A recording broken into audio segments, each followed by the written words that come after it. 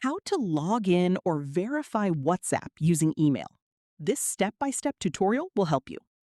First, open WhatsApp on your phone and tap the three-dot menu in the top right corner. Then go to Settings. Now tap on Account. Here you will see different security and account options. Look for the email address section and tap on it. Now you will see the email address that is already created or linked to your account. This is the email that WhatsApp uses for verification and account recovery purposes. If you want to confirm it, simply check whether the email is correct or not. If it's already added, you don't need to do anything else. But if it's not added, you can enter your email manually and save it. WhatsApp will send a verification code to your email inbox.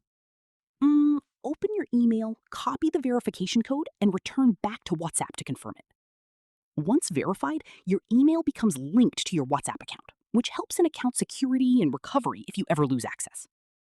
And that's how you can check or verify WhatsApp email login settings in just a few steps.